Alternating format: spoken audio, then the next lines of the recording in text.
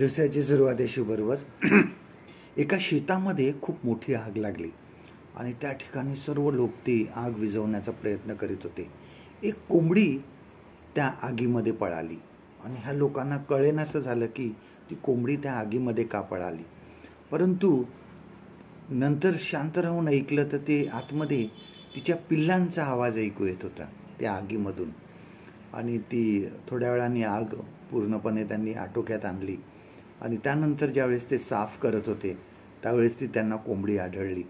ती कोंबडी जळून गेली होती. परंतु त्यांना सर्वात आश्चर्य हे वाटलं की ज्यावेळेस त्यांनी ती कोंबडी उचलली त्यावेळेस त्या तिच्या पंखाखाली ते सर्व पिल्लं सुरक्षित होते. त्या कोंबडीने आपल्या त्या पिल्लांसाठी जीव दिला होता. यशायाच्या पुस्तकात आपण वाचतो बघा, यशाया 40 आयझाया चॅप्टर 40 ह्यामध्ये देव म्हणतोय की ज्यांनी आज्ञा पाळल्या नाही त्यांना तो शासन करणार आहे.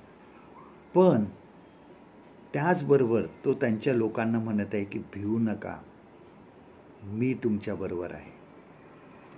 आमच्या संकटामध्ये परमेश्वर आम्हाला नेहमी सावरून घेतो.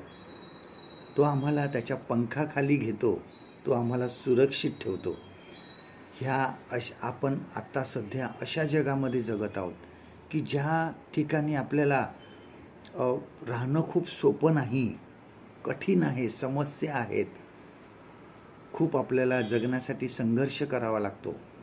पण हीच परिस्थिती आम्हाला देवाकडे वळवते, आम्हाला त्याच्यावर विश्वास ठेवण्यासाठी शिकवते. जे त्याच्यावर पूर्ण विश्वास ठेवतात ते नवीन शक्ती संपादन करतील. बघा, आयझाया चॅप्टर 40 and verse 31 वाचा की जे परमेश्वरावर भाव ठेवतात ते नवीन शक्ती संपादन करतील. ते धावतील तरी थकणार नाहीत. बघा किती सुंदर वचन देवाचं आहे आपल्यासाठी की देव आमची काळजी घेतो. आम्हाला कुठल्याही परिस्थितीमध्ये त्याच्यावर विश्वास ठेवून जगायचा आहे. आजचं देवाचं वचन आपल्यासाठी हे आहे, यशायाच्या 40वा अध्याय 11व वचन, आयझाया चॅप्टर 40 and verse 11. मेंढपाळाप्रमाणे तो आपल्या कळपास चारील, कोकरे आपल्या कवेत घेऊन उराशी धरून वाहील आणि पोरे पाजणाऱ्यास सांभाळून नेईल. परमेश्वर करू आजचा दिवस तुमचा आशीर्वादित करू.